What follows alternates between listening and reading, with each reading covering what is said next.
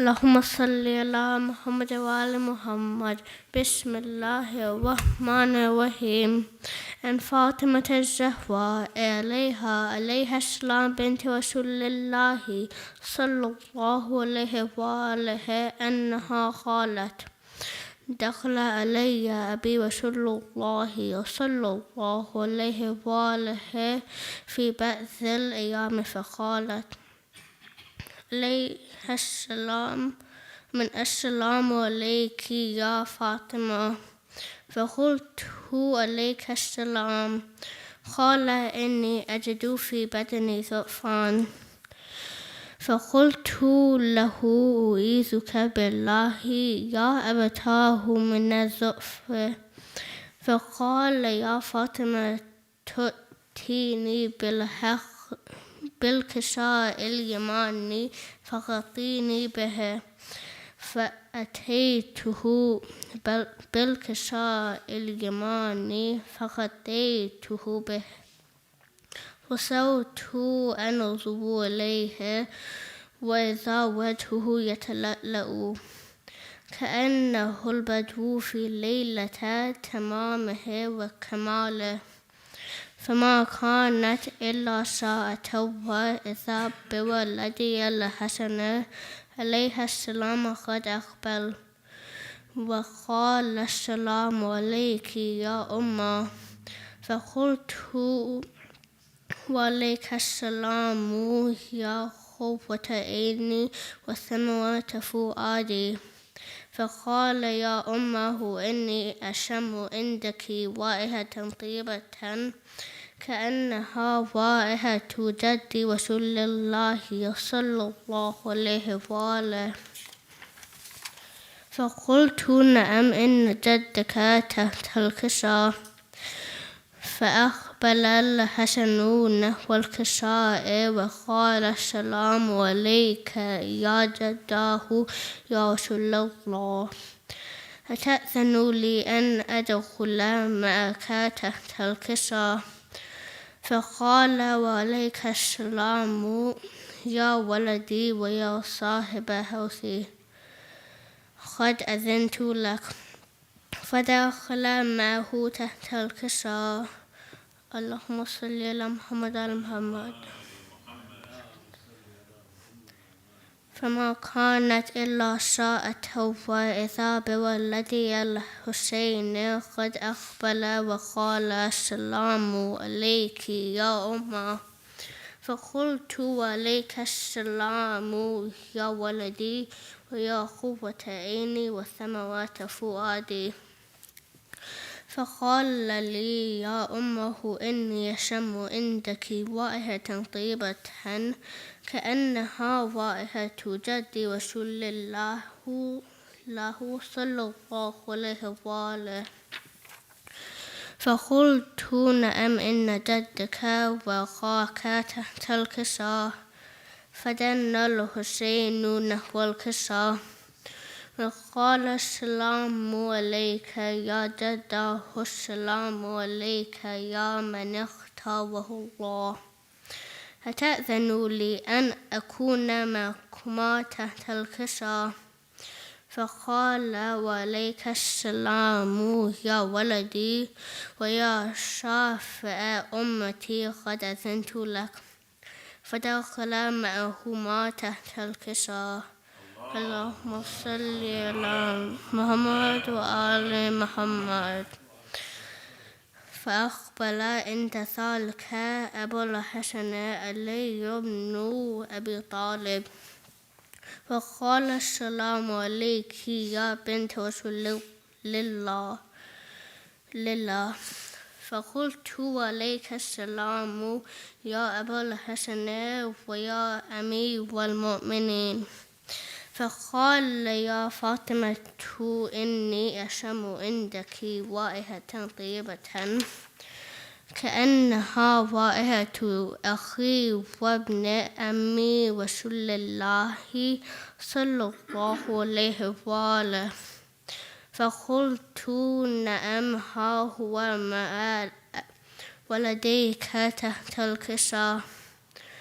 فأقبل علي نحو الكساء وقال السلام عليك يا رسول الله أتأذن لي أن أكون معكم تحت الكساء قال له وعليك السلام يا أخي يا وصي وخليفتي وصاحب لوائي قد أذنت لك فدخل علي تحت الكساء اللهم صل على محمد وعلى محمد ثم أتيت نحو الكساء وقلت السلام عليك يا أبتاه يا رسول الله أتأذن لي أن أكون معكم تحت الكساء قال وعليك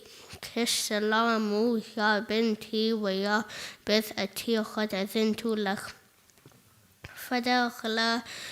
فدخلت تحت الكساء اللهم صل على محمد وآل محمد فلما اكتملنا جميعا تحت الكساء أخذ أبي رسول الله بطرف الكساء وأومأ بيده اليمنى إلى السماء وقال اللهم إني هؤلاء أهل بيتي وخاصتي وهمتي لحمهم لحمي ودمهم دمي يؤلمني ما يؤلمهم ويحزنوني ما يحزنهم أنا حرب لمن حاربهم وسلم لمن سالمهم وعدو لمن آذاهم ومحب لمن أحبهم إنهم مني وأنا منهم فاجعل صلاتك وبركاتك ورحمتك وغفرانك ورضوانك عليهم أذهب عنهم الرجس وطهرهم تطهيرا اللهم صل على محمد وآل محمد فقال الله عز وجل يا ملائكتي ويا سكان السماوات إني ما خلقت سماء مبنية ولا أرضا مدهية ولا قمرا منيرا ولا شمسا مضيئة ولا فلكا يدوب ولا بحر يجري ولا فلك يسوي إلا في محبة هؤلاء الخمسة الذين هم تحت الكساء فقال الأمين جبرائيل يا رب ومن تحت الكساء فقال عز وجل هم أهل بيت النبوة ومعدن الرسالة هم فاطمة وأبوها وبعلها وبنوها اللهم صل على محمد وآل محمد فقال جبرائيل يا رب أتأذن لي أن أهبط إلى الأرض لأكون معهم سادسا فقال الله نعم قد أذنت لك فهبط الأمين جبرائيل وقال السلام عليك يا رسول الله العلي من لا يخبئك السلام ويخصك بالتحية والإكرام ويقول لك وعزتي وجلالي إني ما خلقت سماء مبنية ولا أوزن مدهية ولا تمون منيب ولا شمسا مسيئة ولا فلكا يدوب ولا بهوان يهوي ولا فلك يسوي إلا لأجلكم ومحبتكم وقد أذن لي أن أدخل معكم فهل تأذنوا لي يا رسول الله فقال رسول الله وعليك السلام يا أمين وحي الله فإنه نعم قد أذنت لك فدخل جبرائيل معنا تحت الكساء فقال لأبي إن الله قد أوحى إليكم يقول إنما يريد الله ليذهب عنكم الرجس أهل البيت ويطهركم تطهيرا اللهم صل على محمد وآل محمد فقال علي لأبيه يا رسول الله أخبرني ما جلوسنا هذا تحت الكساء من الفضل عند الله فقال النبي صلى الله عليه وآله والذي بعثني بالحق نبيا واصطفاني بالرسالة نجيا ما ذكر خبرنا هذا في محفل من محافل أهل الأرض وفيه جمع من شيعتنا ومحبينا إلا ونزلت عليهم الرحمة وحفت بهم الملائكة واستغفرت لهم إلى أن يتفرقوا فقال لا عليه السلام إذن والله فزنا وفاز شيئتنا ورب الكعبة محمد وآل محمد فقال أبي رسول الله صلى الله عليه وآله يا علي والذي بعثني بالحق نبيا واصطفاني بالرسالة نجيا ما ذكر خبرنا هذا في محفل من محافل أهل الأرض وفيه جمع من شيعتنا ومحبينا وفيه مهموم إلا وفوج الله همه ولا مغموم إلا وكشف الله غمه ولا طالب حاجة إلا وقضى الله حاجته فقال عليه السلام إذن والله فزنا وسوئدنا وكذلك شيئتنا فازوا وسوئدوا في الدنيا والآخرة ورب الكعبة اللهم صل على محمد وآل محمد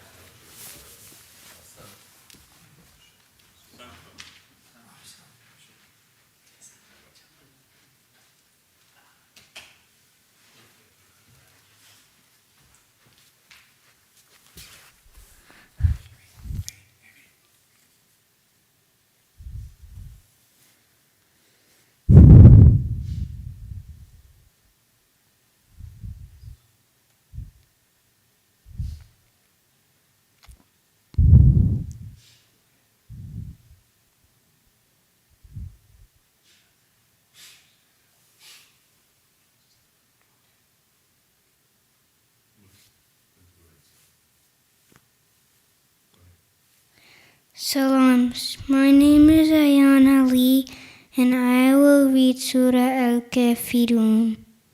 Bismillahirrahmanirrahim. قل يا أيها الكافرون لا أعبد ما تعبدون ولا أنتم عابدون ما أعبد ولا أنا عابدون ما عبدتم ولا أنتم عابدون ما أعبد لكم دينكم ولي دين.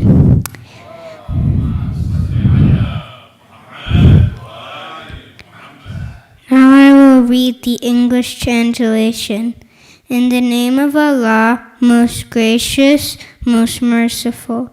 Say, O ye that reject faith, I worship not that which ye worship, nor will ye worship that which I worship, and I will not worship that which ye want to worship, nor will ye worship that which I worship.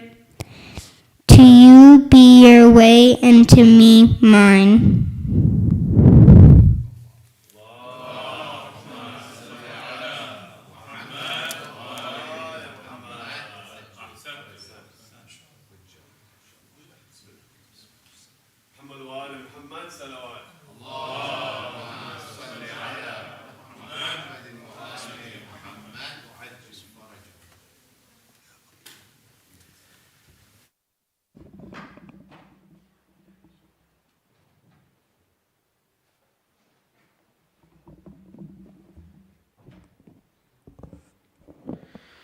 Assalamu alaikum wa rahmatullahi wa barakatuh.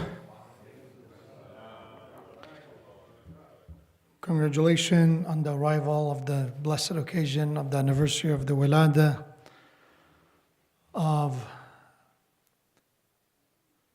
one of the most important and significant personality of our history, the flag bearer of Imam al-Hussein alayhi salam after Karbala, and the noble lady who is truly a source of inspiration and a true leader that all of us as the followers of the Ahlul Bayt can follow on the footstep of Zainab al-Kubra salamullah alayha. Congratulations to you, all the believers and mu'mineen, and to Imam of our time, Ajalallah ta'ala Farajul Sharif. May Allah subhanahu wa ta'ala grant us ziyarat of Zainab al-Kubra salamullah alayha in this lifetime, and her shafa and intercession, and the shafa of her brother Imam al-Hussein in the Day of Judgment, with the salawat ala Muhammadan wa ali Muhammad.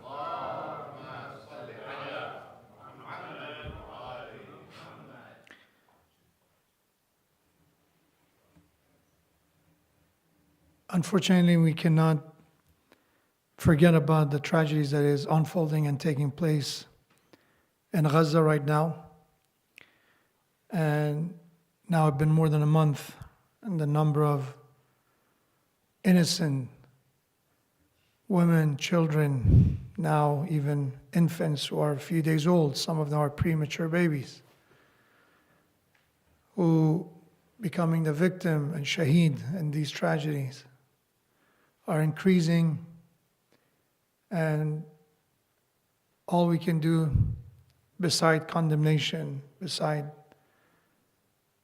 remembering them and not letting this injustice and tyranny to be forgotten, is also to do dua and pray for the relief, inshallah, and end of suffering for all the oppressed, all the madhlumeen of the world, but especially for the madhlumeen of Palestine and Gaza. May Allah subhanahu wa ta'ala bless the soul of their shuhada and martyrs, and may Allah grant all those who are injured immediate healing and recovery, inshallah. And hopefully we see an end of this massacre and this bloodshed very soon, and the justice being established when we see those who are responsible for these atrocities are held accountable before Allah subhanahu wa ta'ala, inshallah. And we also see a day that no child has to be scared and frightened for his life.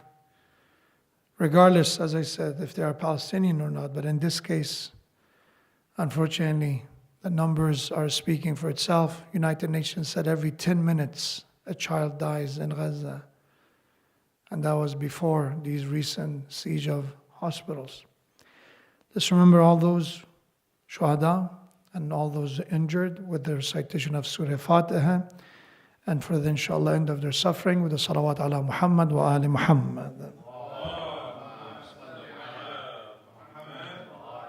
Bismillah ar-Rahman ar-Rahim. Alhamdulillah Rabbil Alameen ar-Rahman ar-Rahim. Maliki yawmiddin. Iyyaka na'budu wa iyyaka nasta'in.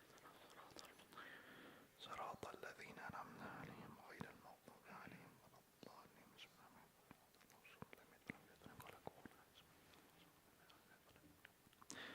وسيعلم الذين ظلموا أي منقلب ينقلبون. أعوذ بالله من الشيطان الرجيم. بسم الله الرحمن الرحيم. لا حول ولا قوة إلا بالله العلي العظيم. الحمد لله بجميع محامده كلها على جميع نعمه كلها.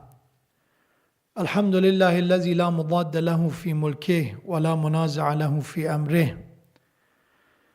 الحمد لله الذي لا شريك له في خلقه ولا شبيه له في عظمته.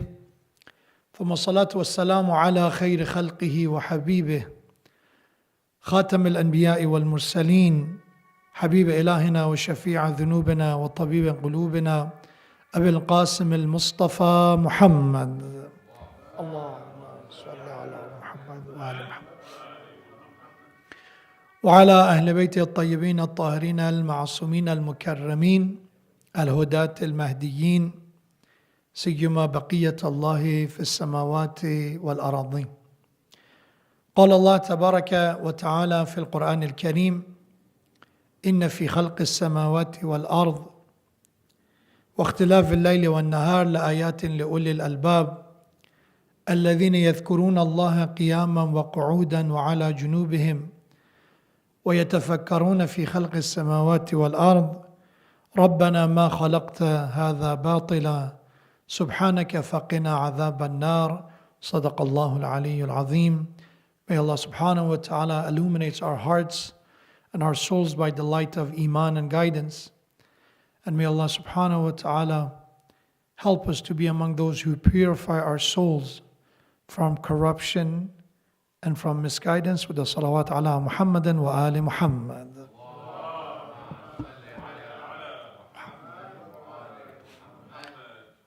Tomorrow marks the 5th of Jamadi al-Ula, which marks the day that in the household of Ali ibn Abi Talib and Fatima Zahra, a girl was born who was named by her grandfather and ultimately by Allah subhanahu wa ta'ala Zainab, which translates as the beauty and adornment of her father. Although many people did not live up to their names, many people, they have beautiful names with great meanings, and eventually the time and their life and their performance does not live up to that beauty and that magnificence of the name.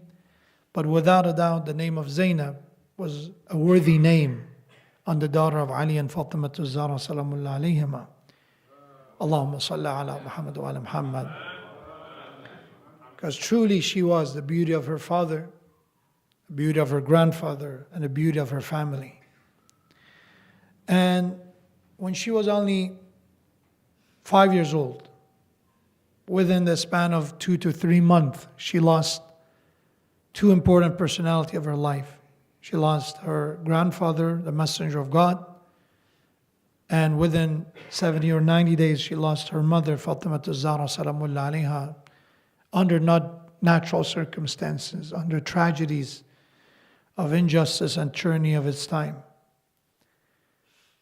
For 25 years after becoming an orphan at such a young age as a child, she lived by the side of her father when he was dealing with the injustice and her right being usurped from him and being pushed aside. Until after 25 years, Ali ibn Abi Talib alayhi salam, when he became the ruler of the time, she moved with her father to Kufa from Medina. And for 5 years, she lived by the side of her father. And she was a teacher, an educator in Kufa. And many women and many future mothers benefited from the knowledge of Zainab salamullah alayha. And she was that bridge of connection and knowledge between Ali ibn Abi Talib alayhi salam and her community. Until her father was martyred in the middle of Salat in the mosque. And that was another milestone in her life, another tragedy struck her life. And she moved back to Medina.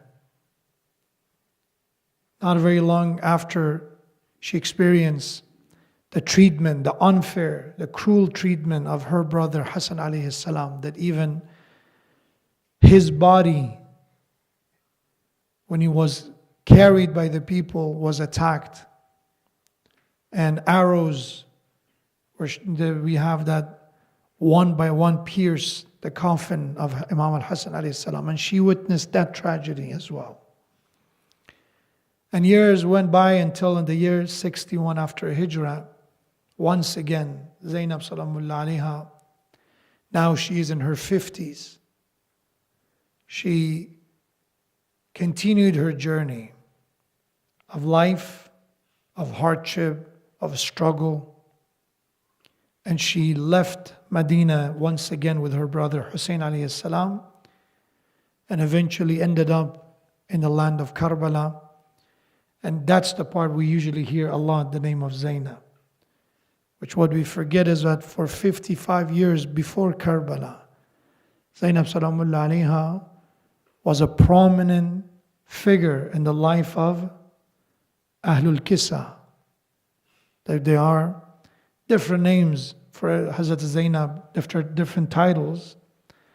Among them is that she is Sharikatul Hussein, or Sharikatul Shaheed, a partner, the one who has a share in the sacrifice of her brother Abu Abdullah Hussein alayhi salam. And that was not the end of her story. Zainab salamullah alayha lived another year after Karbala until year 62 after Hijrah, on the 15th of Rajab when she passed away. And she was buried in Damascus or Damashq. And there's some historical debates whether she was buried in Egypt or not. But the one that is being accepted by many of our prominent scholars is that the actual place of her burial is in Damashq, in Damascus. But what I want to talk about is not a historical narration of her life, which I encourage you. There are good books out there on the life of Hazrat Zainab salamullah alayha. Unfortunately, one thing we should not know, there's not a lot that we know before Karbala from the life of Zainab salamullah alayha. And people say, why? When we remember who had the stage and the spotlight during the first 3 decades after the Prophet, it became clear that it was not the family of Rasulullah. Otherwise, the way Fatima Zahra was treated and Fatimiyas around the corner, it wouldn't happen. It would have been in such a, let's call it, pressure to hide it, to conceal it, to ignore it. And for that reason, there's not a lot that we know. A lot of written history that we know about her life. But even those glimpses, those snapshots that we have from the life of Zainab salamullah alayha still is a lot for us to learn from. If we already address everything that we have from her life and we say alhamdulillah, that part we were able to cover and we were able to learn from and live up to the best of our ability to those messages and lessons, then we can say, oh, we wish that it would have been more for us to learn, right? We're thirsty. But anyone who's thirsty, you start with the water that you have at your disposal. You start with what you have access to. So let's listen And let's look up to what we have.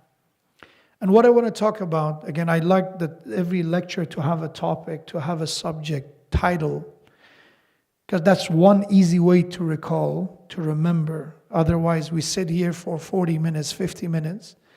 And if it's just, because usually these lectures, there's a lot of pieces. We try to make it ethical, theological, and then on the top of that, contemporary, and also have something to live up to. So it's not really focused. It's not academic that we only talk about one specific topic. And it shouldn't be academic in that sense. Because these lectures, which we sit on this position, which is a mimbar or a pulpit, the objective is to be a reminder. The objective is to educate, but at the same time inspire. Is to help people to learn, but at the same time assist people to have a plan for transformation, for change. And academia is not about that. And academia is about you learning. It's a teacher objective is for you to learn the information. What you do with the information is a different matter. The objective is for us to learn. Let's examine this, being, impartial, have no side in it, and it's very dry in that sense. But in the mimbar, it's not only that. It is education, but on the top of education, we have emotions as well. That's why we have wilada, we have birthday celebration. Because we need it. It's a fuel that moves us forward to use the knowledge that we acquire in order to make a change, to transform, to purify ourselves, inshallah. So the topic for tonight's lecture is to focus on vision of Zainab Salamullah alayha. That's the topic. And how that vision can help us to recalibrate our vision toward life and toward the events that are taking place around us. If I want to use an Arabic term for the word vision, which again is being translated as insight as well, view and worldview as well, perspective. These have their own slight and very delicate differences, but for the sake of being cohesive, the word that we are trying to address is basira. Basira come from basar or basir, which the ability is to see, being sightful. Basir is the one who can see, the one who has the ability to observe, to watch. But basira is a type of observation that has analysis behind it. It's not just looking at something, it's that from that looking, we are able to deduct some conclusions. We are able to drive and extract some philosophies, some wisdom out of that what observation we have. That's basira. And the ayat that I recited at the beginning of my speech, I would say is a great example of basira in the Quran. In Surah Al-Imran, Surah number 3, verses 190 to 194. There are 5 ayat in Surah Al-Imran. By the way, these ayat are important specifically for the night time, specifically pre-Fajr time. We have in the narrations of the Ahlul Bayt, when somebody wakes up for Salatul Layl, for Tahajjud, or the mustahab prayer of the night, is mustahab and recommended to recite these 5 verses before attending the Salatul Layl. This is what Rasulullah ﷺ used to do, narrated by many narrations, that he would wake up in the middle of the night or as it was getting closer to the Fajr and would recite these verses and would cry with recitation of that. Another one, we have Imam Ali alayhi salam, the true student, the one who is, we can see, a loyal and at the same time the one who surrendered his will to the will of Allah and His Messenger, Ali ibn Abi Talib, also exactly does that. When Nauf is his companion, he said, one night I was with Ali ibn Abi Talib alayhi salam and I saw him, Allahumma salli ala Muhammad wa ala Muhammad. Muhammad. I saw him waking up and he started looking at the sky. And that's the beauty, by the way. As I said, it's one thing that because of the way our modern life is constructed, we don't have the ability to get to the nature. Everything is indoor. But back then it was easy, especially in the climate of when we look at where Imam Ali alayhi salam used to live. Imam Ali alayhi salam would look at the skies and recite these ayat. And then Nof said, he called on me, are you awake? And Imam alayhi salam asked him, are you awake? And he said, yes, I'm awake. And Imam alayhi salam said, woe upon those who recite these verses and they don't wake up. It's not about just waking up from sleep, but also as waking up spiritually. What are these ayat?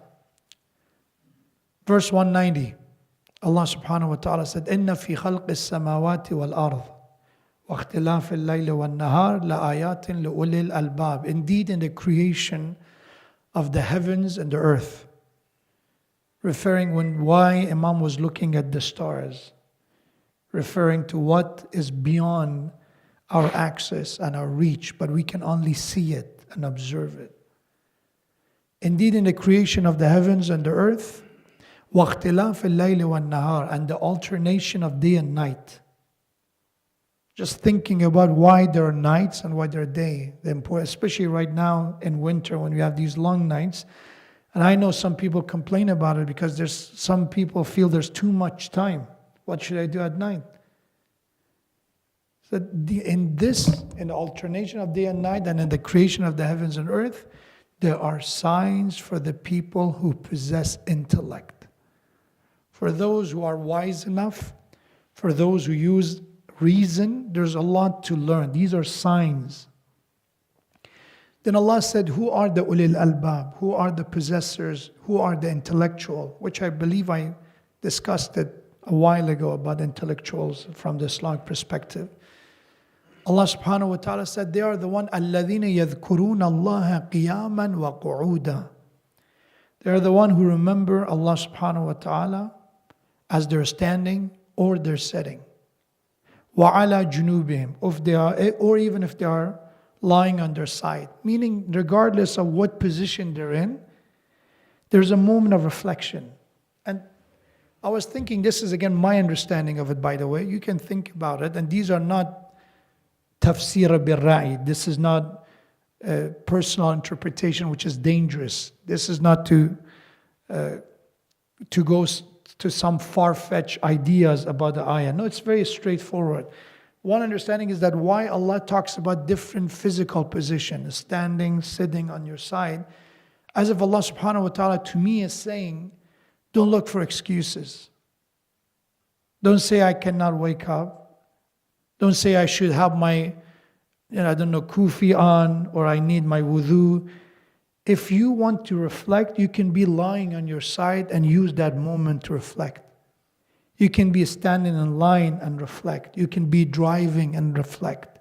You can be in an airplane and reflect. You can be in any position. Reflection doesn't need a lot of prerequisite.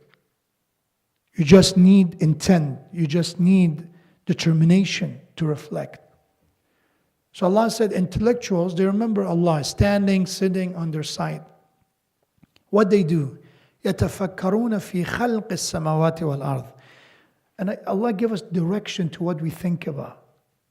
Because some of us, actually we think a lot. We should give ourselves credit.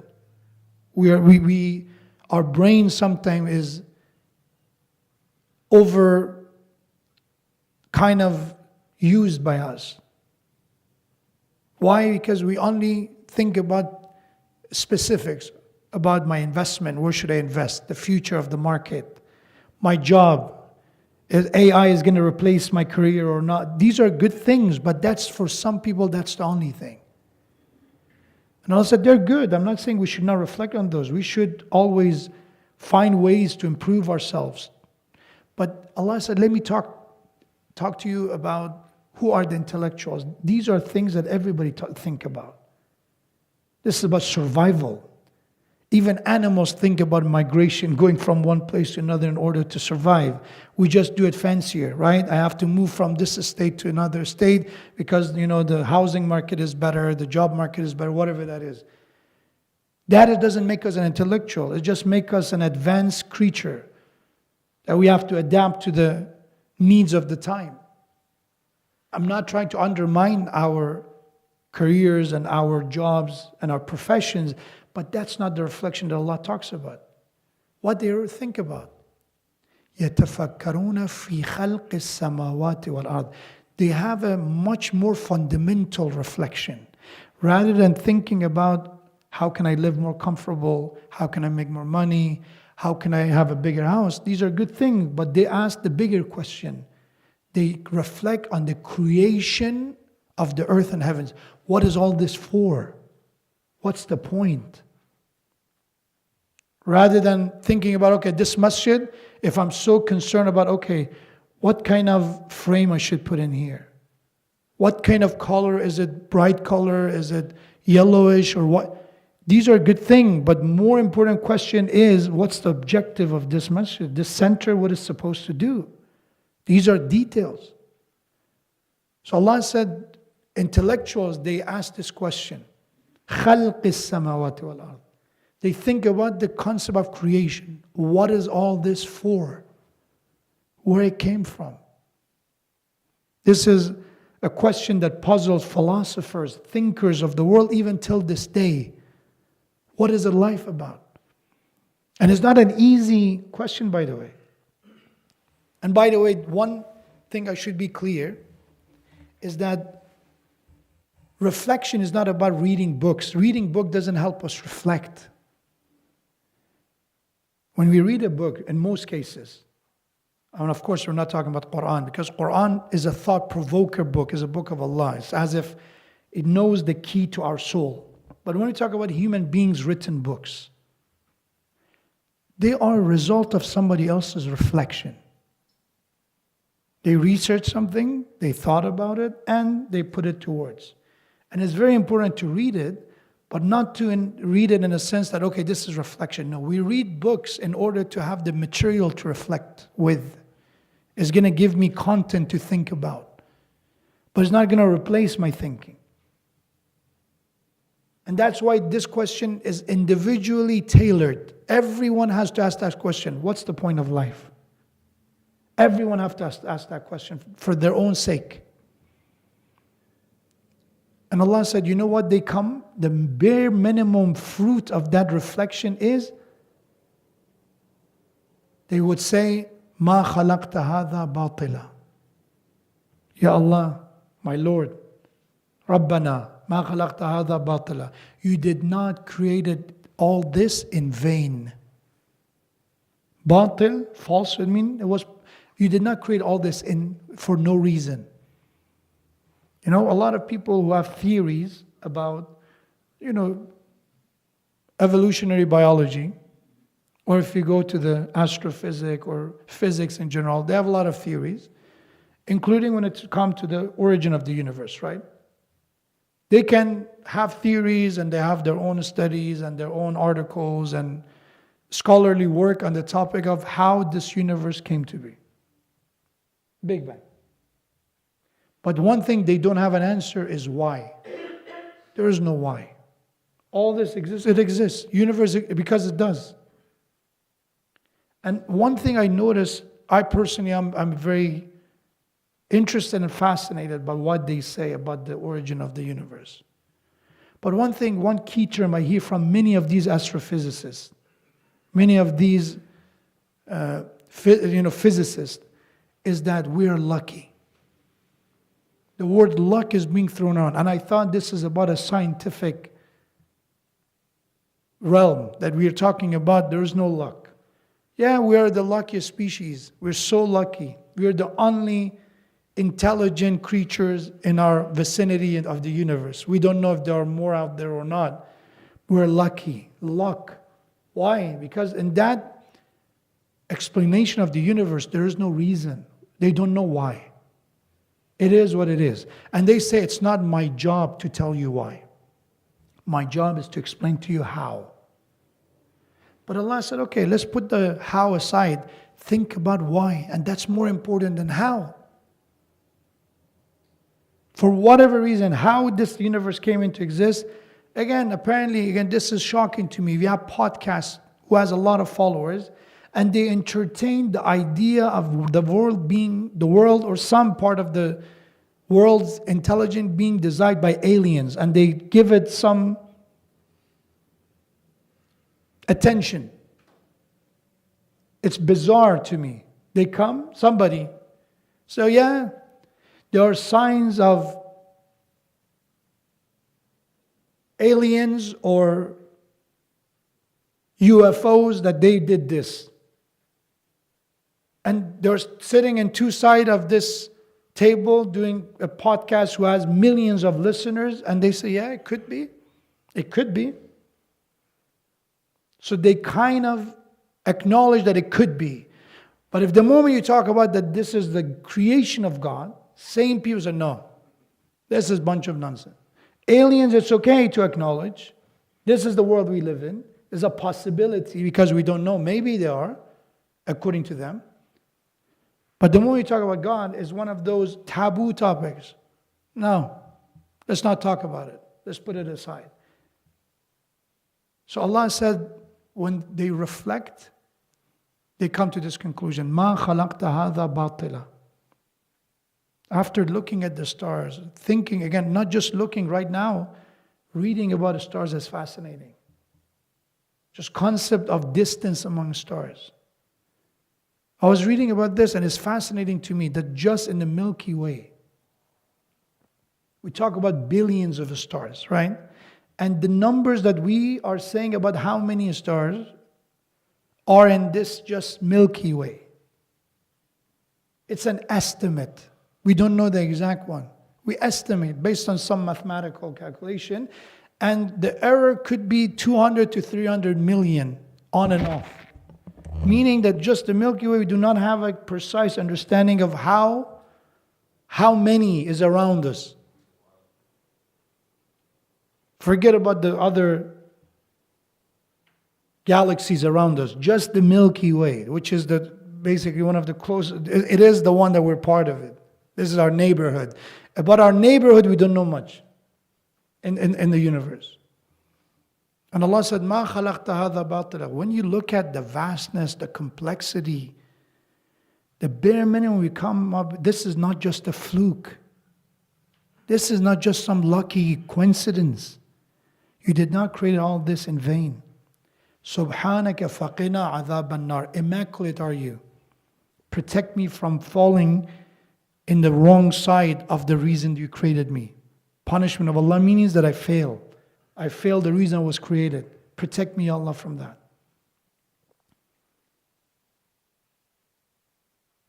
Then again the ayat continues with saying, رَبَّنَا إِنَّكَ مَن تُدْخِلِ النَّارِ فَقَدْ أَخْزَيْتَ. Indeed, the one who fails, the one who ends up in hell, is someone that you disgraced because of their own action. وَمَا لِلظَّالِمِينَ مِنْ أَنصَارٍ. The oppressors have no helpers. In this dunya, it's not true. In this dunya, oppressors have a lot of help, by the way. They get the green light for massacre, for killing. But Allah said, don't forget, when it comes to the true accountability, وَمَا لِلظَّالِمِينَ مِنْ أَنصَارٍ. Oppressors, unjust, will not have any helpers. رَبَّنَا إِنَّنَا سَمِعْنَا مُنَادِيًا يُنَادِي لِلْإِيمَانِ. This is the continuation of who are the intellectuals. Allah said they are the one that they confess, they admit that our Lord, indeed we heard your call through the messengers of God, through the Ahlul Bayt, through our own fitrah. We heard your call to become believers, to understand the reason of our creation. We heard it. سَمِعْنَا مُنَادِيًا يُنَادِي لِلْإِيمَانِ. The caller who called us toward faith. And آمِنُوا بِرَبِّكُمْ. To have faith in our Lord. فَآمَنَّا. And indeed we have faith in you. They surrender, they admit, they believe in the Creator. رَبَّنَا فَاغْفِرْ لَنَا ذُنُوبَنَا وَكَفِّرْ عَنَّا سَيِّئَاتِنَا وَتَوَفَّنَا مَعَ الْأَبْرَارِ. The intellectuals, they admit they have flaws, they have mistakes. The first thing they admit before Allah is their flaws. رَبَّنَا فَاغْفِرْ لَنَا. Ya Allah, forgive us. ذُنُوبَنَا, our sins. وَكَفِّرْ عَنَّا سَيِّئَاتَنَا. Ya Allah, when it comes to our misdeeds, absolve us from our misdeeds. وَتَوَفَّنَا مَعَ الْأَبْرَارِ. And help us to leave this life behind, to leave this life and die with the abrar, with the true pious. Abrar are among the highest ranking of the righteous people. As we have in Surah Insan, referring to the Ahlul Bayt alayhim salam as abrar. Ya Allah, help us to be among those who die with them. So I said all this to bring us to the vision of Zainab. Vision of Zainab salamullah alayha is the vision of Aqila Bani Hashim. She is the wise. She is the one who is Aqila, means has aql, intellect. She is the intellectual of the Bani Hashim, of the family of Bani Hashim.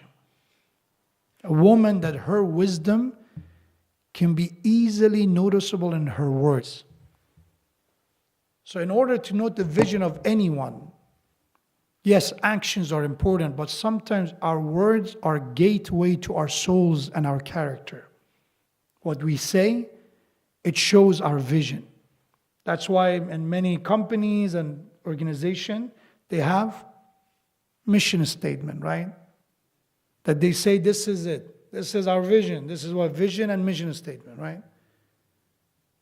And Zainab salamullah alayha is with her own word, which I'm going to say 4 of them out of what she said in Karbala, before Karbala, after Karbala. 4 statements by Zainab salamullah alayha to know the vision of Zainab. This is a Zainabi vision, which is critical to pay attention to each of them, which I believe it helps us a lot with the way we look at things. And our basira and our vision also is impaired. Because we live at the time that thinking is something that is not being encouraged as much. Rather, we are encouraged to not analyze, we're encouraged to listen.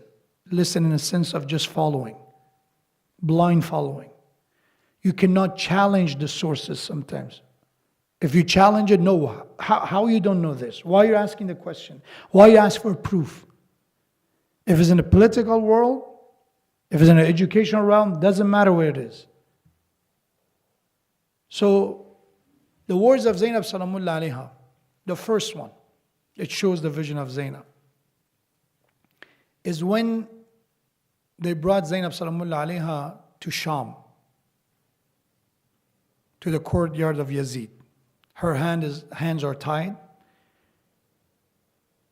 Her family, other women and children are in chains, shackles. And the first thing Yazid noticed, and he looked at his advisors and people around him and said, who is this arrogant woman? Because the way Zainab salamullah alayha walked in was without acknowledging all the, fuss that they had over the Yazid and his throne and all the shenanigans that they had for him. She ignored them. They introduced that this is Zainab bint Ali. And if just the body language was not sending the message clear enough to Yazid, then Zainab salamullah alayha said this is her vision. She said to Yazid, Inni astasghiru sha'nak. You are so small. Your stature, your position is small in my opinion. This is my vision of you. You are a nobody. You are nothing. In other words, I will not give you the satisfaction of acknowledging your power or your position. The vision of Zainab is anyone beside Allah subhanahu wa ta'ala is nothing. Imam al-Hussein alayhi salam and Ahlul Bayt said, عَظُمَ الْخَالِقُ فِي أَعْيُنِهِمْ. So if you want to know, the true believers are the one that the greatness of the Creator is in their eyes. They see the greatness in Allah. When they say Allahu Akbar, they truly mean it, and that's what they believe in, that Allah is the greatest. Every other arbitrary power is not going to scare me, is not going to be able to intimidate me. This is the vision of Zainab. Undermining the arrogance of the tyrants and seeing the greatness of Allah and seeing the weakness of the people. How can we apply it to our time? It should be a listen to us. Our vision, when we see the suffering of the oppressed, it's possible for us to lose hope. It's easy to feel that the entire power is concentrated in one side, and one side is felt as abandoned. This is the moment of having a proper vision. When we see those cruelty, heinous crimes against humanity, of course it's heartbreaking. Of course, how can we not ache with every child, with every cries of women, children, and innocent? How can we? How can we not? But that should not be an excuse for us to lose hope. عظم الخالق. We see many of those people who lost their home and family members, how brave they are. And we see on social media, even, this is amazing, that many non-Muslims, Christian, Jews, atheists, liberals, conservative, doesn't matter. One thing that they're amazed by is the faith of people. So I see them standing by the ruins of their house. They just lost family members and they say, Alhamdulillah. They're brave, they're courageous. What gave them that much strength not to collapse, not to fall apart? عظم الخالق في أعينهم.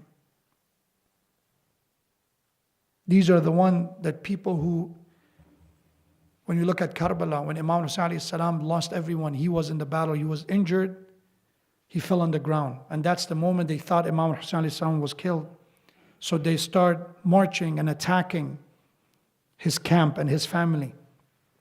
So we have Imam al-Hussein alayhi salam hardly leaned on his sword, stood on his knees, and he said, Ya Shi'ata ala Abi Sufyan, in lam takun lakum dinun, fakunu ahrara. O followers of the Ala Abi Sufyan, if you have no religion, if you have no faith, at least have ahrar, be decent, have free spirit. You're going after my family, you're going after women and children. And I believe what we see right now are the ahrar. This is not just about Muslims standing up to this cruelty. I commend those Jewish brave men and women who went to the Capitol Hill, who went to Statue of Liberty. They were arrested because of it. Why? If they have no deen in a sense of same deen, but they have ahrar. They see injustice and they recognize it and they stand up against it. That's the vision. A vision who's not intimidated, who's not scared, because of right now, at this day, at this time, somebody's in power, like Yazid was. That's one statement. There's so much we can learn from that. Second statement is when Zainab Salamullah Alaiha was brought into Kufa,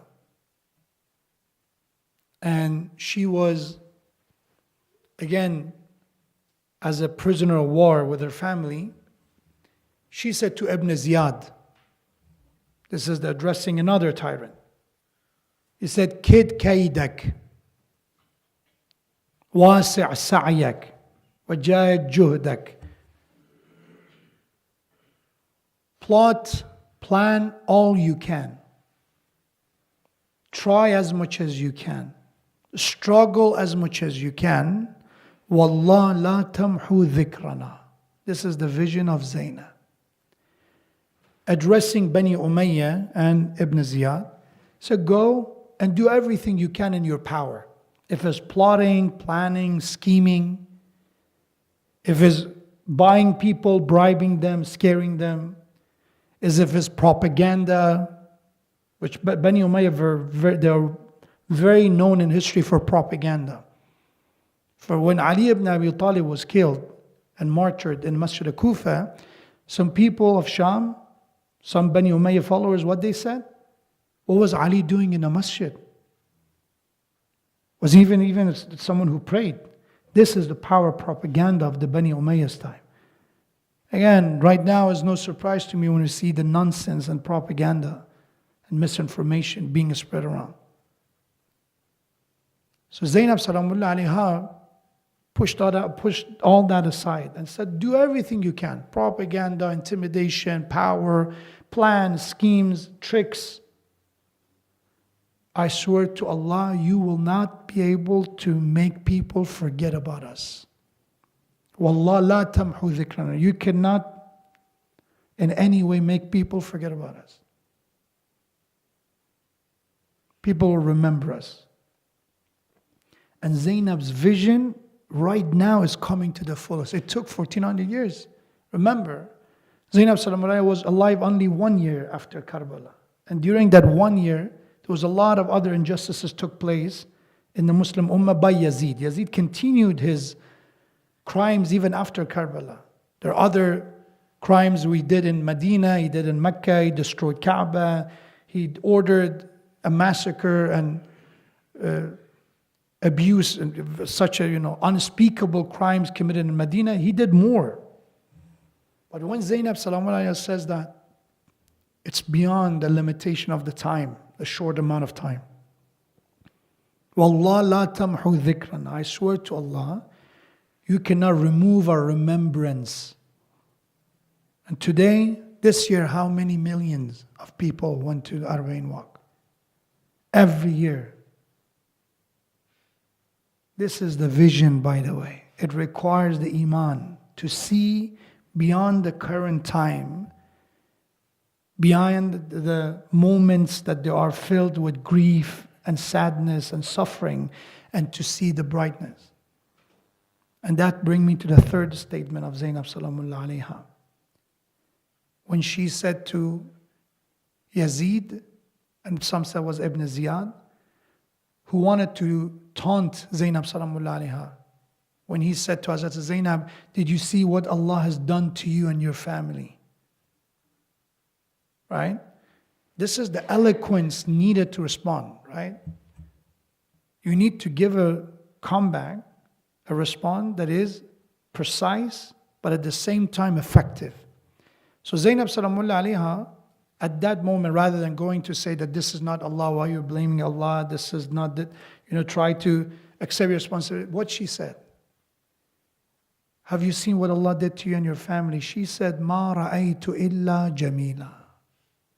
She said, I saw nothing but beauty. This is again vision of Zainab. This is the worldview of Zainab. You think Allah did something wrong to us? What? I saw beauty. Allah honored us that we stood by the truth, by haqq. I look at Karbala, yes, there was bloodshed, there was suffering, there was so much pain. But in the midst of that, Zainab Salamullah alayha, what she saw that was beautiful. She saw faith and iman. People were dedicated to stand up for their belief. The one thing that even right now in the storytelling of every human being, books, novels, movies, everyone loves people who stand up to bullies. That's something admirable. Every human being likes to watch it. It's beautiful. It's exhilarating to watch when somebody stand up against injustice, against dhulm, against a bully. And Zainab Salamullah said, I saw that. I saw young men, women, elderly, who stood against injustice. And they were not hayhad minna dhilla. They did not bow down in front of the tyrant. And that's beautiful. Ma ra'aytu illa jamila. I saw forgiveness when Hur returned. What beauty Zainab is talking about. Think about what beauty in Karbala we see. That Hur returned and was forgiven in a glimpse of an eye, without any delay. That's the story of redemption. How somebody was redeemed. When you see people fighting over who's going to be first to go to battle, competing that I don't want to be someone who go after you. Let me go first. Sacrifice. There's more beauty. ما رأيت إلا جميلة. This is the vision of Zainab. In our lifetime, are we like that? Yes. All these suffering has a lot of grieving moment. But do we see beauty in the midst of that as well? Because if you only see ugliness, what happened? It will consume our souls. It will take us and make us something that we will not be able to see and look at ourselves. That's why in the midst of tragedy, we have to look for beauty, for the glimpses of beauty. And there's so much to see. And the fourth and final visionary statement of Zainab Salamullah Alaiha was at the end of the day of Ashura, in the evening, when she came and approached the body of her brother as other martyrs are laying on the ground of Karbala. Before embracing the body of her brother, Hussein alayhi salam, she said, Allahumma taqabbal minna hadha al-qurban. This is the vision of Zainab. Vision of Zainab is that we all do all this not for people. People one day are with you, one day against you. Who learned that? Who Zainab learned this from? Ali alayhi salam, her father. The word of Ali alayhi salam echoes in our ears. People, yawmun lak, this is dunya. Yawmun lak wa yawmun alayk. One day is with you, one day is against you. This is the nature of dunya. Anyone who lives in this world can tell you that not every day is going to be your day. Same is with the tyrants. It's not every day is going to be their day. Same as with the oppressed. That's why the vision of Zainab is, Ya Allah, accept, we do this for you. You are the constant in this equation. Everything else is a variable. People, sometimes they're on this side, sometimes they change. Sometimes they feel bad for you, sometimes they don't. But you are the stable, the constant in this equation. Ya Allah, accept this sacrifice from us. Because you are the one that we're doing the deal with. You are the one who's holding the end of the bargain. And each of these, I promise you, can do so much to us. Especially مَا رَأَيْتُ إِلَّا جَمِيلًا. You know about the Father Christopher who wrote a book about Zainab Salamullah Alaiha. We can write, in our own words, at least a page or so. What we can learn from this مَا رَأَيْتُ إِلَّا جَمِيلًا, this vision. I saw nothing but beauty. Because I notice sometimes people focus on the negative. We go to the center and all we focus about is the shortcoming. All we see is about the deficiencies. Same as with family relation. That's why sometimes we lose good things because all the focus is on the negative. Sila Rahim, interacting with people, all these great things. It becomes a problem when people focus on the negative rather than seeing the positive. Somebody made a bad comment in a family gathering. All we talk about is that one comment. Focus on the negative. Is that someone in a family gathering did something, made fun of someone, it was a gossip or ghaiba, that's all the focus. So much good that was done is going to be undermined. مَا رَأَيْتُ إِلَّا جَمِيلًا is about a worldview. Empower, embrace the good, promote the good. And I finish with the hadith of Ali ibn Abi Talib, which I believe, Allahumma salli ala Muhammad wa ala Muhammad. I believe that most of the beauty of the word of Hazrat Zainab is coming from her father. This is my belief. The one who was a student of Imam Ali alayhi salam for at least 3 decades of her life. There's so much to learn. What Imam Ali alayhi salam said to his son, Imam al-Hasan alayhi salam, is in the case of Imam alayhi salam said, be aware of the people that you interact with. Specifically the one who commits ghaiba. Why? Just look at this hadith and think about the depth of the word. How Imam alayhi salam knows human being, the psychology of human being. This is what he says. وَقَدْ نَظَرَ إِلَى رَجُلٍ يَغْتَابُ رَجُلًا عِنْدَ إِبْنِ الْحَسَنِ عليه السلام. Imam alayhi salam saw a man backbiting someone in the presence of Imam al-Hasan, his son. It's a teaching moment. يَا بُنَيَّ نَزِّهْ سَمْعَكَ عَنْ مِثْلِ هَذَا. Imam alayhi salam said to Imam al-Hasan, "O my son, steer your hearing clear of such a person." In other words, just watch these kind of people. Be careful of them. Why? فَإِنَّهُ نَظَرَ إِلَىٰ أَخْبَثِ مَا فِي وِعَائِهِ فَأَفْرَغَهُ فِي وِعَائِكَ. For verily he took the most repulsive things from his mind and he poured it into yours, and he transferred it to yours. So Imam said he could have said so many great things. مَا رَأَيْتُ إِلَّا جَمِيلًا. He could have said so many jameel things, good things. But what he did, he searched and he found the worst. He found the most despicable part. He found the most repulsive thing in his mind. And what he did with ghaibah, he transferred it to you. Now you're exposed to it. مَا رَأَيْتُ إِلَّا جَمِيلًا. May Allah subhanahu wa ta'ala, by the honor of Hazrat Zainab salamullah alayha, grant all of us to have a perspective toward our deen, toward the creation of the heavens and earth, in a way of an intellectual that Allah subhanahu wa ta'ala made us to be. May Allah subhanahu wa ta'ala help us to learn from the vision of Zainab salamullah alayha and see beyond the tragedies, the calamities that we are facing.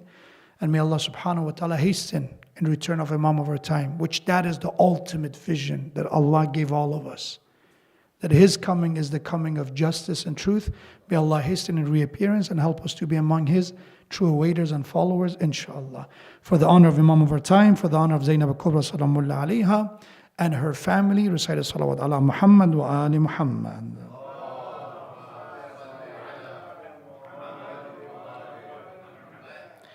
I should have mentioned it at the beginning that we have Q&A, but I believe that I missed the window, but I think dear brother Jamil put it up there.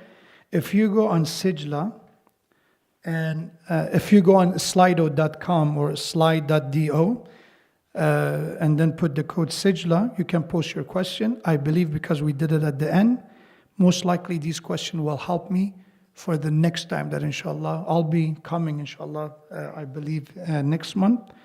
Then inshallah we will have an opportunity to answer questions.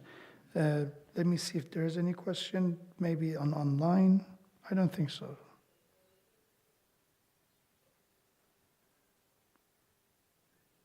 Yeah, so inshallah next time for questions. May Allah subhanahu wa ta'ala, once again, we do dua to help us to be among the visitors of Ahlul Bayt alayhim as-salam ziyarah in this life and their shafa in the Day of Judgment. Yes? You talked about the fact that Bibi Zainab only lived 1 year after Karbala. Can you expound on that? Repeat the question. Sure. So the question is that we said that Hazrat Zainab salamullah alayha lived 1 year after Karbala. Expand on that. So I don't know how I can expand, but the short answer is, according to the historical narrations that we have or reports, she passed away on the year 62 after Hijrah and the 15th of Rajab. And there's a lot to be said about what happened to Zainab al-Kubra salamullah alayha in a sense of how she went from Sham toward Karbala in some narration, or to Medina, and then eventually coming back to Damascus and all that. But I would say this is one of those topics that ulama and historians have difference of opinion. But the one I say is the most prominent one is the one that Hazrat Zainab is buried in the city of Damascus, in Damascus. Because as you know, there's other graves and other ziyarat named of Hazrat Zainab, including one in Egypt. And I remember reading from one of the scholars that that is a different Zainab, who's also very honorable and pious. But during that year, there's not a lot to be said about Zainab, except when she exposed Yazid in Sham. Yazid eventually was embarrassed in front of people, was judged and was criticized for his actions. So he blamed Ibn Ziyad in some historical report. He said, it wasn't me. It was Ibn Ziyad. He did it on his own and all that. And then he ordered to return the Usara, or the family of the Prophet, the captives, back to Medina and escort them back. And more than that, again, on the top of my mind, these are what I can recall. Sheikh, there is a question. There is? Okay.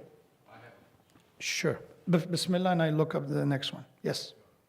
You mentioned about Zainab's vision, the third vision, Ma ra'aytu illa jamila. Yes. Today, what is happening in Gaza and in West Bank, many of our young ones are asking, why isn't God listening to us? Why are we seeing so much atrocities? Can you address that? Sure. So if people did not hear that, sure. So the question is that people ask why Allah subhanahu wa ta'ala doesn't answer us or doesn't listen to our du'as when we see the tragedies, when we see the tragedies unfolding right now in Gaza. This question could be asked at any time, by the way, right? It could have been asking this question when we go back in the history at the time of Imam al-Hussein alayhi salam, why Allah, we can say the same question. Or when we go later on, we see tragedies taking place, colonizers, right, who colonized many lands and many people. We talk about, in some cases, millions of people dying, right? And the answer to that is two things. From the design of Allah subhanahu wa ta'ala in this life, is that if Allah says, this is actually a verse in the Quran, that Allah said, if you want to punish people for their sins in this lifetime, and that make it a rule and a law, that as soon as you commit an act of tyranny, injustice, dhulm, either way, Allah said not even one of you would survive.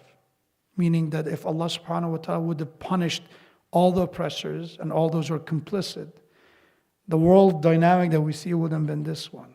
And for me is that Allah subhanahu wa ta'ala said this is a time of test, and in time of test you give them time.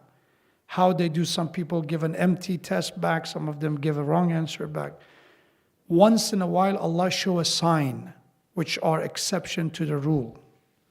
But in most cases Allah doesn't make every case an exception, right? For example, we heard about Allah subhanahu wa ta'ala saving Ibrahim alayhi salam from fire. That's an exception, that's a miracle. Bardan wa salama, right?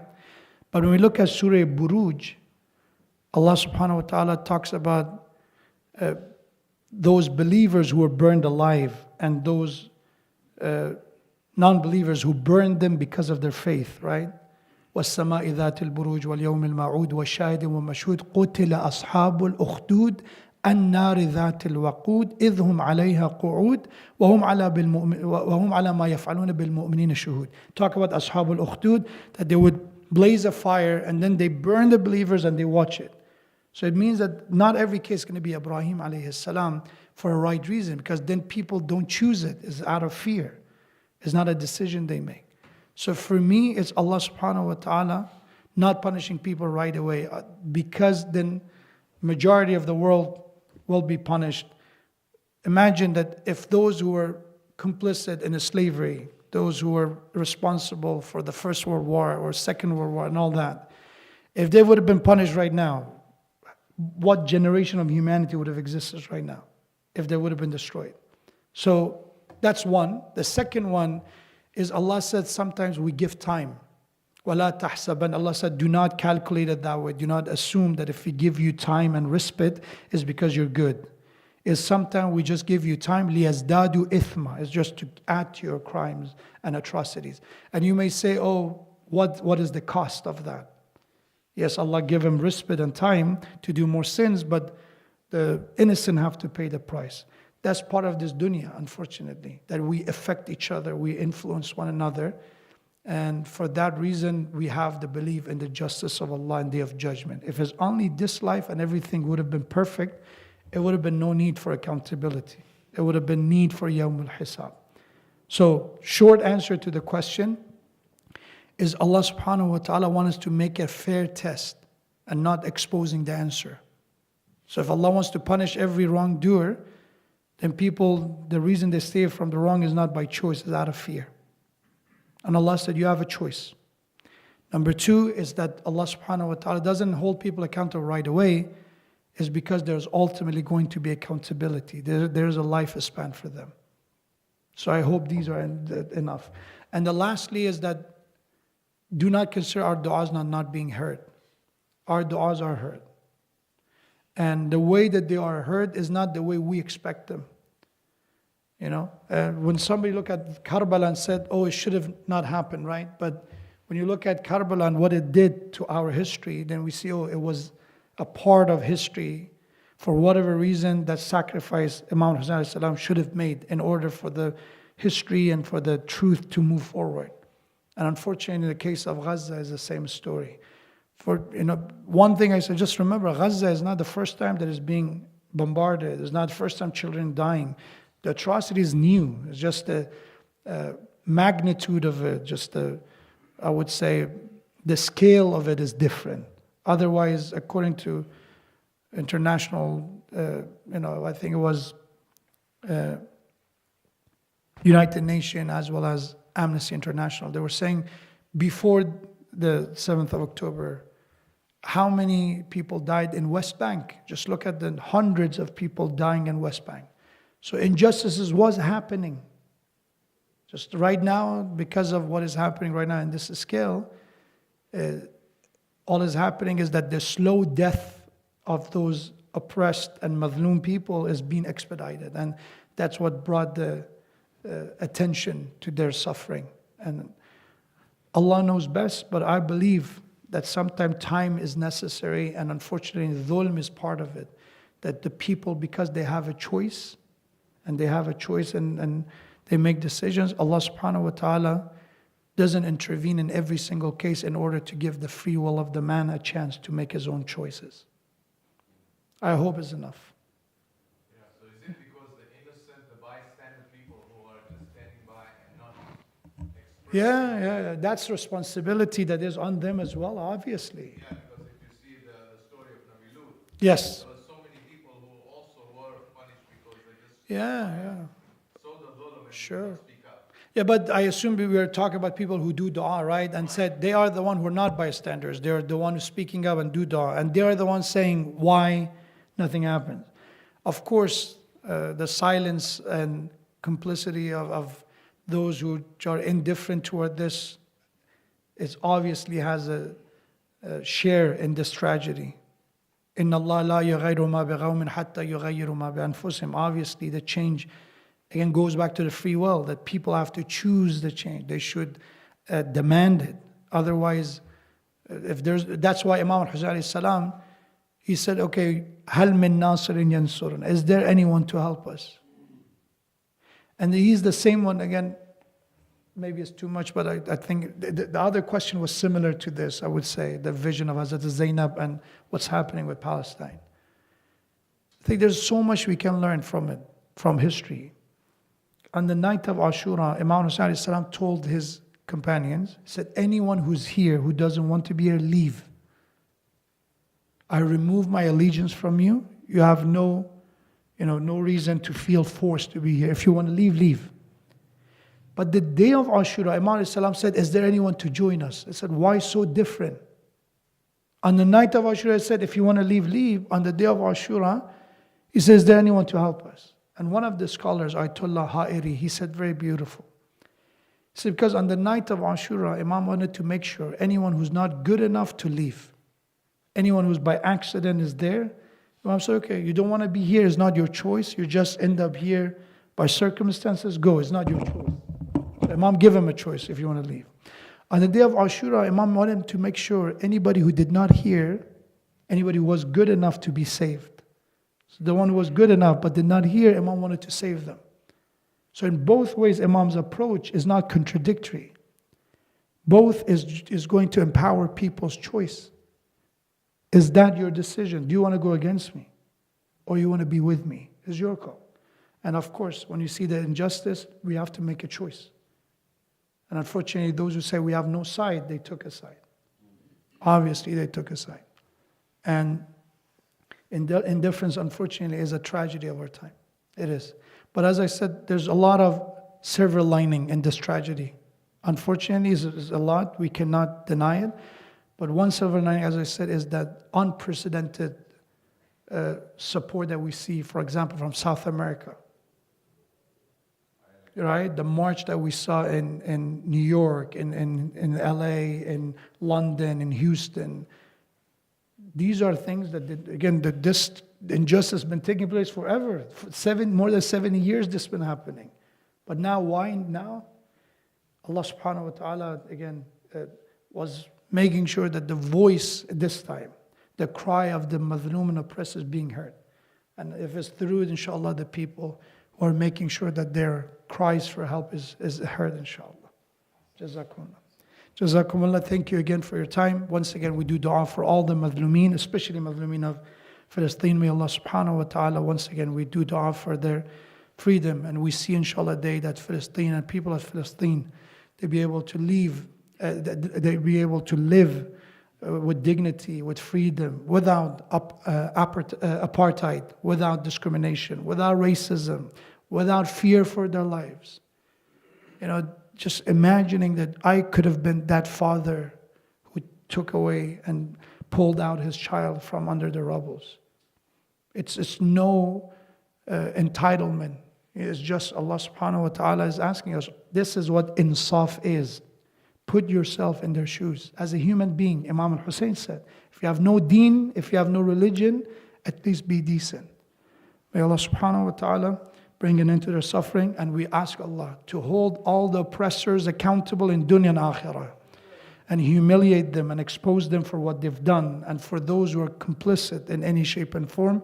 Inshallah, let's recite a Surah Fatiha for the soul of all marhumin, for those who helped these majalis and volunteers, and also marhumin and shuhada of Gaza and Palestine, inshallah, with the recitation of Surah Fatiha and salawat ala Muhammad wa ali Muhammad.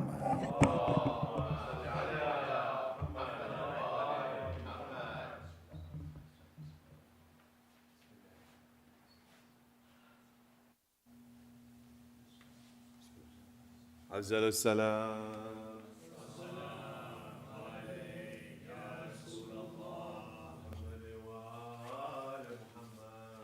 صلوات صلوا على محمد يا نبي سلام عليكم يا علي سلام عليكم حسنين فاطمہ پر صلواتullah علیکم یا نبی سلام علیکم یا علی سلام علیکم حسنین و فاطمہ پر صلواتullah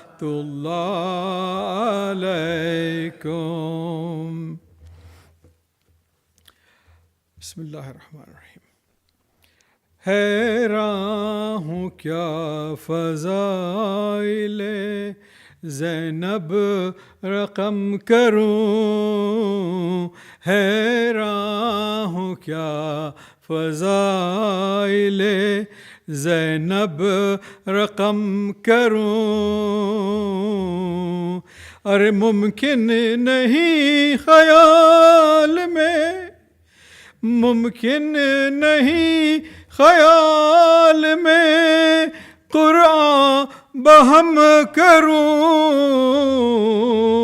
حیران ہوں کیا فضائل زینب رقم کروں کس طرح دو جہان کو سپرد قلم کروں کس طرح دو جہان کو سپرد قلم کروں اور لازم ہے سر پہ نہ دے علی پڑھ کے دم کروں حیران ہوں کیا فضائل زینب رقم کروں منظر میں بارگاہ سخن پر وری کھلے منظر میں بارگاہ سخن پر وری کھلے جس وقت یا علی کہوں برادری کھلے حیران علی حیران ہوں کیا فضائل زینب رقم کروں ارے اس گھر کے ہر نفس پہ خدا کا اس گھر کے ہر نفس پہ درود سلام ہو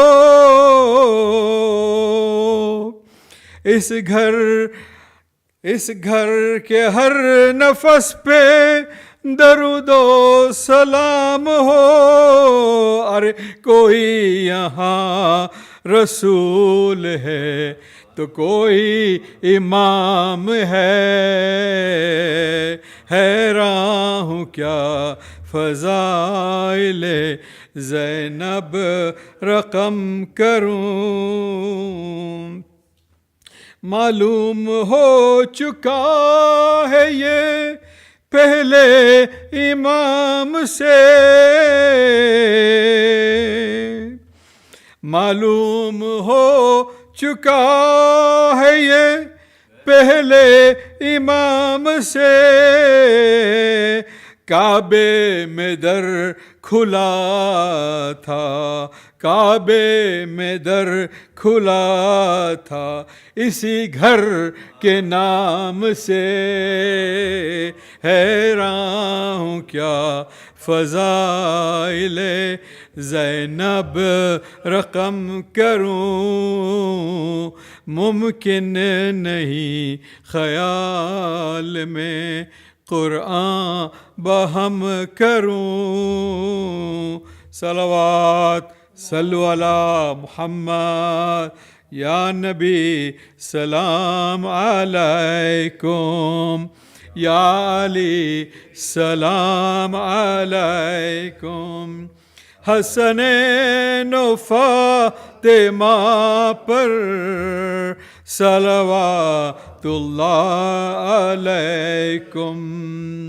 Now some old ones. رحمتوں کے تاج والے دو جہاں کے راج والے عرش کے معراج والے آسیوں کے لاج والے یا نبی سلام علیکم یا علی سلام علیکم یا حسنین و فاطمہ پر صلوات اللہ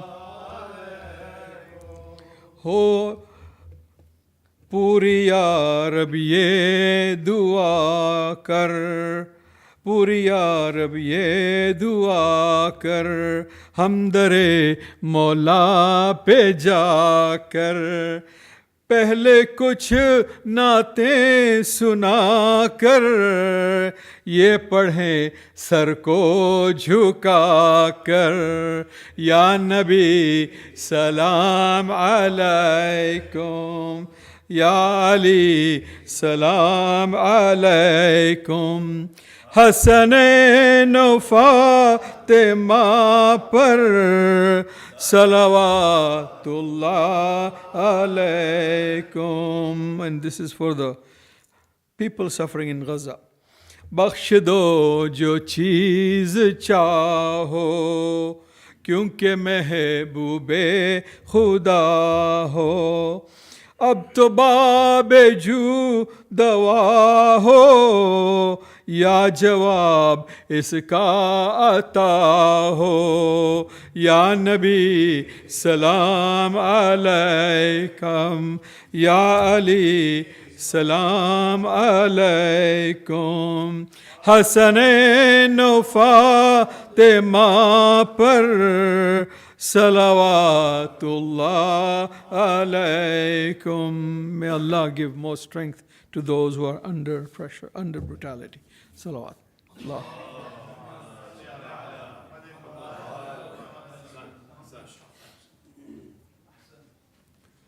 Brothers and sisters, assalamu alaikum. Salam. On behalf of the whole community, we extend our heartiest congratulations to everybody on the birth and the celebration of the birth of Bibi Zainab alayha salam. May Allah give us the opportunity to do the ziyarah of Bibi Zainab, inshallah. May Allah give us the opportunity to, as Sheikh said, live the visions of Sayyeda Zainab and inshallah impart that on this world, inshallah. I'd like to also take the time to thank Sheikh Ahmad as always for being part of the community and for always having words of wisdom. May Allah continue to increase your tawfiq. Allahumma salli ala Muhammad wa ali Muhammad. Let's recite Amma Yujibu 5 times. May Allah give shifa to all of our brothers and sisters in Palestine and all over the world who are suffering and struggling. May Allah grant them all the shifa. Bismillah ar-Rahman ar-Rahim. Amma yujibu al-mustarra idha da'ahu wa yakshifu as-su. Amma yujibu al-mustarra idha da'ahu wa yakshifu as-su. Amma yujibu al-mustarra idha da'ahu wa yakshifu as-su. Amma yujibu al-mustarra idha da'ahu يكشف السوء أما يجيب المضطر إذا دعاه اللهم صل على محمد وآل محمد وعجل فرجهم. Just a couple of quick announcements. For those of us that have the Al-Ain charity boxes, we ask so that they can do the accounting for the end of the year, if we can bring them by the next program, inshallah, so we can turn them in. If you can please remember to do that. There's also a toy drive that we have launched. The box to collect the gifts, if anybody has brought any toys to distribute, the box is right in the hallway between the men's and the women's halls. Please feel free to leave them there. If anybody wasn't able to bring any gifts and they're willing to do so, please see any of the members of the EC and we'll make sure we're able to transfer and facilitate those in that exchange, inshallah. That box for the toy drive is sponsored by Who is Hussein, and so let's try to support as much as we possibly can, inshallah. On December 8th and December 9th, the Mizan Institute is holding a class at Jafriya Islamic Society on death and barzakh, and an announcement will come out for that this week, inshallah. So if anybody's interested in participating, there's a sign-up link for that. Lastly, our next program, as Sheikh mentioned as well, will be on December 16th. We will have the Fatimiyya. We'll commemorate more on the death anniversary of Sayyeda Fatima. We'll have our own Sheikh Ahmad Moderras here with us as well. We'll try, as we did today, maybe we'll announce it earlier, but we'll try also to have a Q&A just like we did today, so we can make the sessions more interactive with Sheikh, and we can hear a little bit more from Sheikh from that as well. With loud salawat, we'll end the program with ziyarah. And please, there's dinner outside after the program, inshallah. Muhammad wa ali Muhammad, salawat. Allahumma salli ala.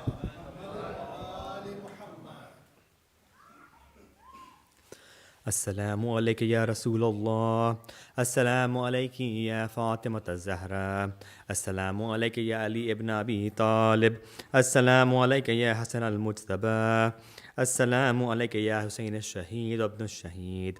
السلام عليك يا علي زين العابدين. السلام عليك يا محمد الباقر. السلام عليك يا جعفر الصادق. السلام عليك يا محمد الباكر. السلام عليك يا علي الرضا. السلام عليك يا محمد التقي. السلام عليك يا علي النقي. السلام عليك يا حسن العسكري ورحمة الله وبركاته. السلام عليك يا صاحب العصر والزمان. الأمان الأمان الأمان. السلام عليك يا خليفة الرحمن. أجل الله تعالى فرجك وظهورك جميعا ورحمة الله وبركاته. بسم الله الرحمن الرحيم. اللهم كل وليك لحجة ابن الحسن صلواتك عليه وعلى آبائه في هذه الساعة وفي كل ساعة وليا وحافظا وقائدا وناصرا ودليلا وعينا حتى تسكنه أرضك طوعا وتمتعه فيها طويلا برحمتك يا أرحم الراحمين. اللهم